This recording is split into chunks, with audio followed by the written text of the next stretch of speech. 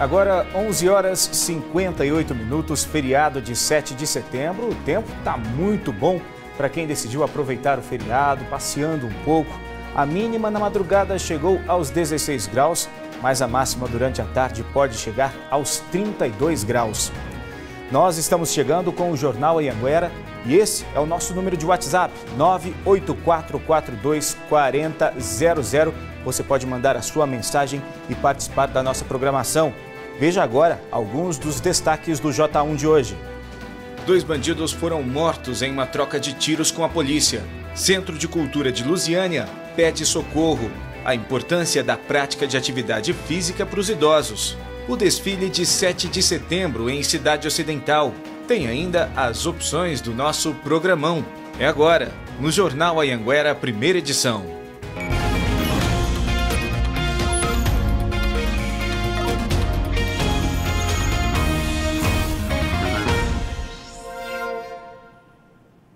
Olá, boa tarde e muito obrigado pela sua companhia aqui no J1.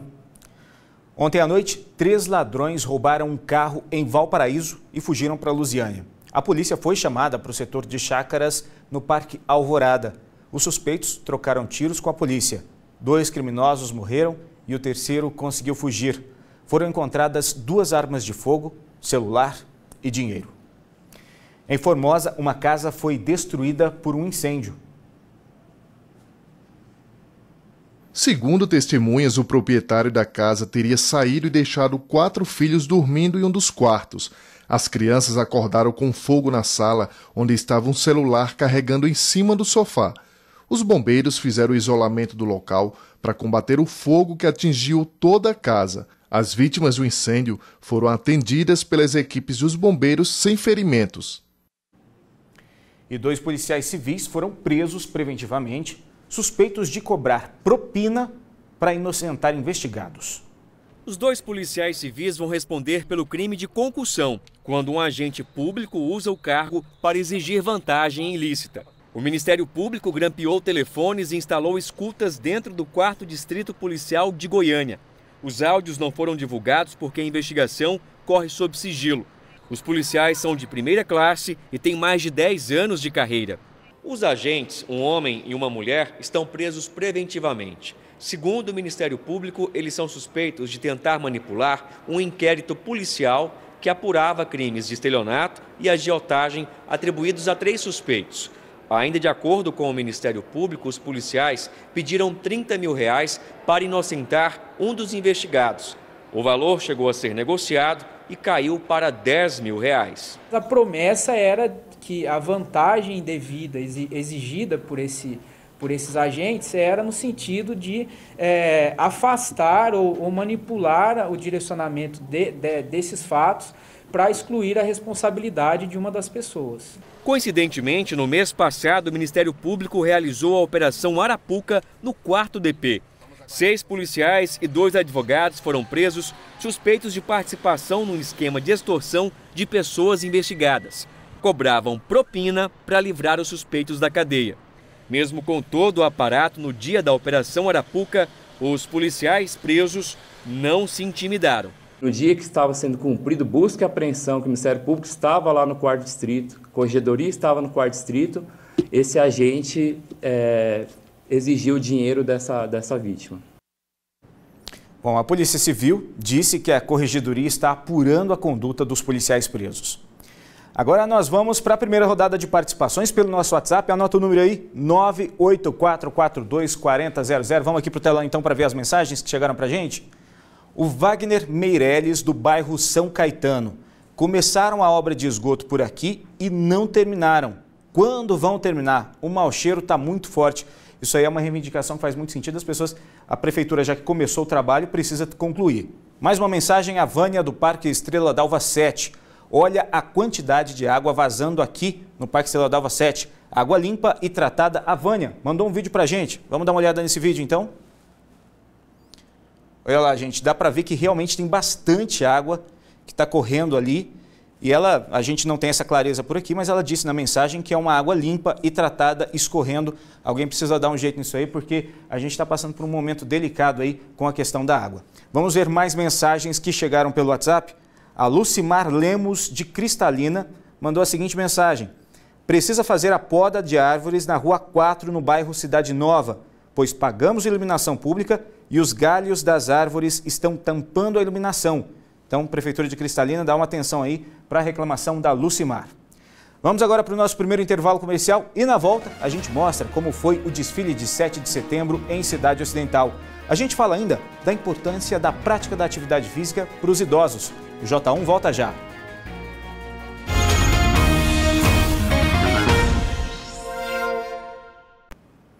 J1 de volta hoje, 7 de setembro, e em Cidade Ocidental teve desfile cívico com escolas e bandas de música. O município não perde essa tradição há 37 anos. O som da independência despertou cedo muita gente. Celebrar esse dia importante para a gente, para nossos filhos, para todo mundo. É isso aí.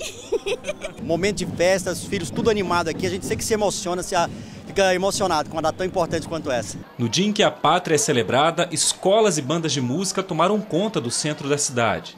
Coreografias e bandeiras enfeitaram a avenida.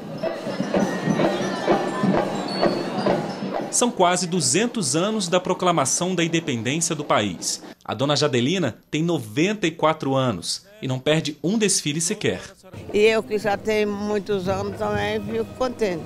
Cidade Ocidental celebra o 7 de setembro com desfile cívico há 37 anos. O município não perde a tradição. São 24 escolas, mais de 10 mil alunos que marcham todos os anos.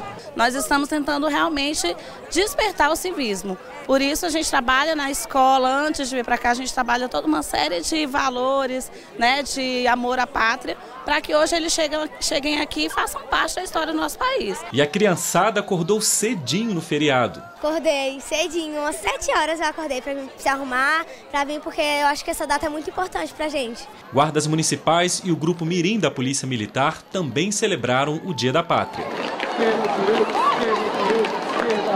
Para muita gente, a data tem um significado a mais. A Kênia se emociona ao lembrar do pai dela.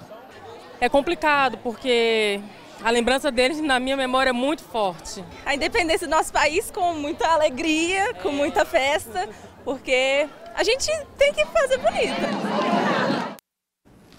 E Lusiânia não teve desfile de 7 de setembro, segundo a Prefeitura, por causa da crise financeira e da necessidade de conter gastos.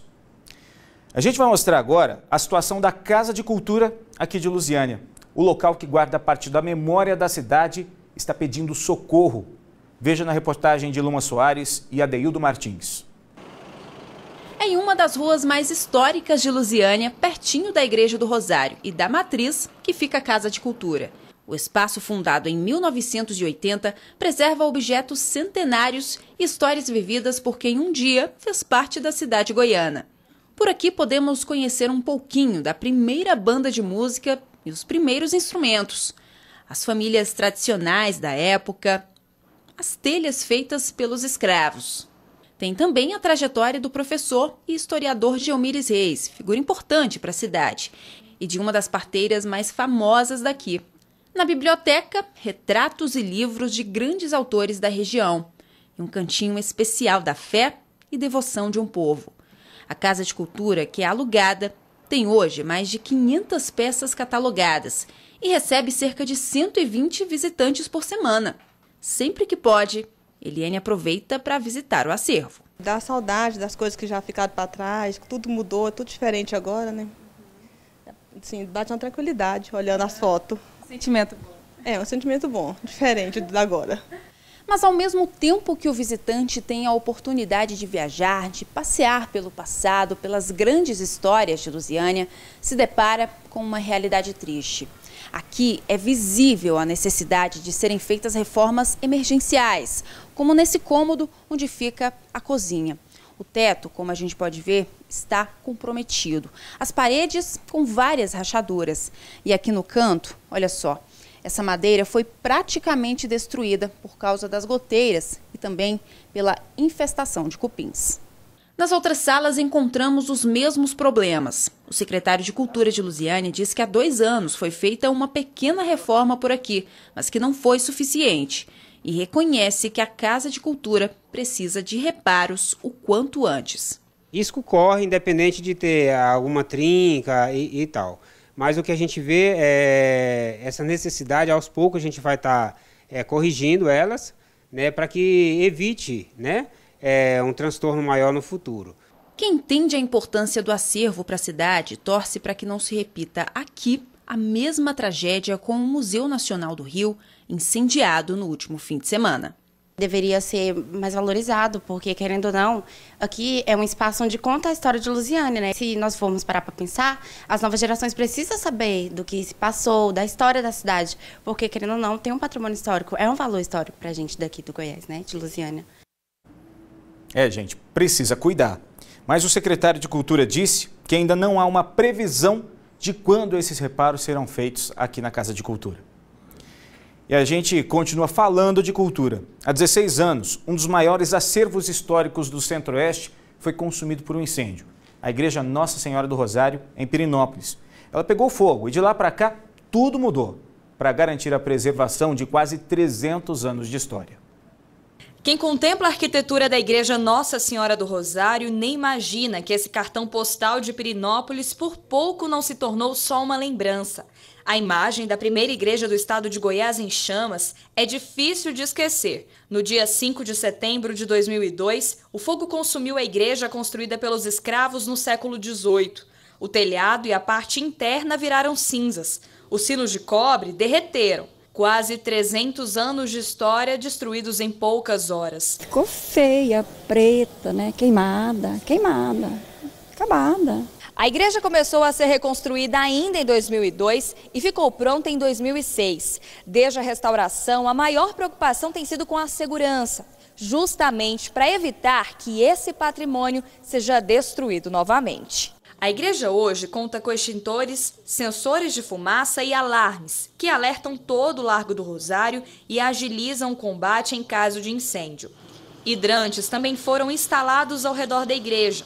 Desde 2002, os bombeiros fazem visitas preventivas anuais para garantir que os prédios históricos da cidade estejam fora de risco. Daquelas edificações que têm o certificado e esse certificado venceu, ou daquelas edificações que não têm o certificado, para que a gente promova uma notificação para que eles resolvam essa situação o mais rápido possível. O certificado desse ano, emitido pelos bombeiros, foi renovado justo no dia em que o incêndio completa 16 anos. E é assim, com muito zelo, que a igreja aos poucos volta a ser como antes. No altar, a imagem de Nossa Senhora do Rosário, a primeira a ser recuperada no incêndio. E aqui, do lado de fora da igreja, a população comemora o cuidado com toda essa história. Significa tudo, é a vida da gente aqui na cidade, né? O maior guardião de um tesouro é a comunidade. Então a própria comunidade fiscaliza, né? E é assim que tem que ser, cuidar para não perder. Mais uma rodada de participações aqui com a gente, para a gente fechar mais esse bloco. Vamos aqui direto para o telão. Mensagem da Meirelle. Precisamos de asfalto. A poeira está demais e quando chove, vira um rio de lama. Fica difícil porque temos muitas crianças e esse tipo de reclamação de poeira, de falta de asfalto, a gente recebe bastante dos moradores. Cícero Lourenço, do Jardim Gá. A Avenida Danton Jobim está esquecida, não tem calçada e as pessoas jogam muito lixo. E o Cícero mandou pra gente fotos, vamos dar uma olhada? Olha só a situação, gente. É uma tristeza você passar por uma avenida e ver entulho jogado desse jeito. Um local que poderia servir para as pessoas fazerem uma caminhada, para ir de um lugar para o outro ali, passear com as crianças. Toda repleta de entulho, é feio demais ver uma situação como essa. As pessoas têm que tomar alguma providência, né? Bom, vamos rapidinho para o intervalo comercial e na volta a gente vai falar de atividade física, que é muito importante para garantir aí uma velhice saudável. E ainda nessa edição tem as dicas do programão e música com o cantor Nailson Ribeiro. Não saia daí, a gente volta já.